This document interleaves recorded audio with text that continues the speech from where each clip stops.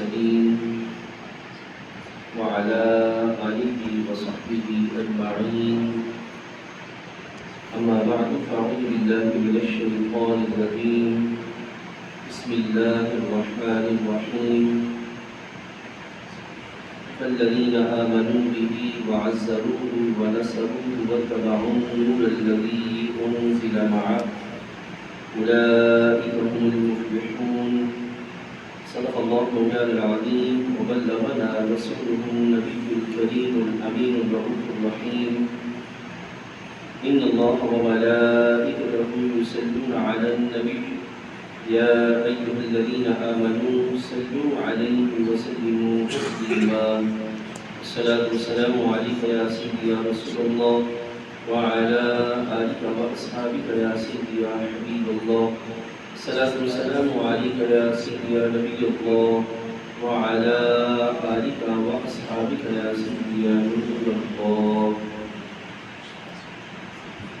اللہ رب العزت جل وعلا کا کروڑ کا شکر ہے کہ اس کریم نے ہم سب کو آج کے مبارک دن میں نماز جمعہ شریف کے لیے حاضری کی سعادت نصیب فرمائی. رب کائنات ہم سب کا حاضر ہونا اور اس کی توفیق سے جو کچھ بیان کیا جائے وہ صحیح طور پر سمجھ لیں اور اس پر عمل کرنے کی توفیق عطا فرمائے. آج انشاءاللہ عزیز ہم آپ کے سامنے قرآن نور ہے اس پر گفتگو کرنے کی سعادت حاصل کریں گے. قرآن مجید فرقان حمید کی سورہ اعراف کی آیت کریمہ نمبر 157 میں اللہ تعالیٰ نے قرآن کا جو وصف بیان کیا وہ ہے بسم اللہ الرحمن الرحیم واتبعوا النور الذی انزل معه، اور اتباع کرو اس نور کی جو نازل ہوا ان کے ساتھ. اب یہاں اس نور سے مراد نبی مکرم صلی اللہ علیہ وسلم پر اترنے والا قرآن مجید فرقان حمید ہے. اس کا یہ وصف بیان کیا گیا کہ قرآن نور ہے. اب ہم یہ دیکھیں گے کہ قرآن کا نور ہونا اس سے کیا مراد ہے اور پھر اس کی نورانیت سے ہم استفادہ کیسے کر سکتے ہیں، قرآن بندوں کو نور کیسے دیتا ہے. یہ سارے پہلو آج انشاءاللہ عزیز ہم دیکھیں گے سمجھیں گے. سب سے پہلے یہ عقیدہ اپنے ذہن میں رکھے کہ قرآن مجید فرقان حمید اللہ کا کلام ہے، کلام الہی ہے. اللہ تعالیٰ کا کلام ہونے کے ناطے یہ اللہ تعالیٰ کا وصف ہے. ٹھیک ہے، اللہ تعالیٰ جل وعلا کا وصف ہے.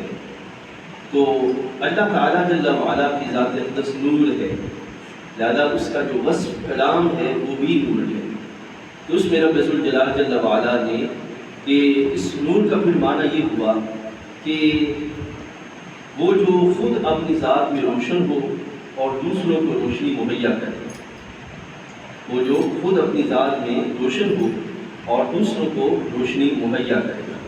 تو قرآن مجید فرقان حمید کا یہ عالی وصف ہے کہ یہ خود بھی روشن ہے اور جو بھی اس سے وابستگی اختیار کرتا ہے اللہ تعالیٰ جل وعلا اس کو بھی دونوں جہانوں کی روشنی عطا فرماتا ہے. یہ قرآن مجید فرقان حمید کی خوبی ہے.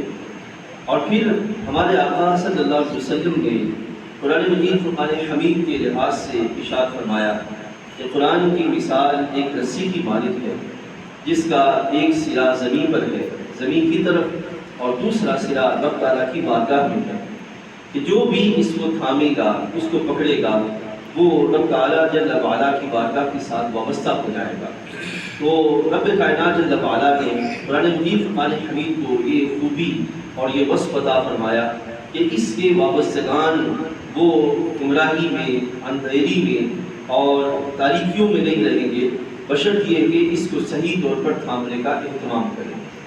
اب قرآن نور ہے تو اس کی نورانیت کا بندے کو کیسے پتہ چلے گا اور بندے کو میسر کیسے آئے گی اس کی نورانیت. عزیز دوستو، اگر کوئی بندہ قرآن مجید فرقان حمید جس بارگاہ پر نازل ہوا، جس ذات پہ نازل ہوا، اس ذات کو ترک کر کے، اس سے روگردانی کر کے، ان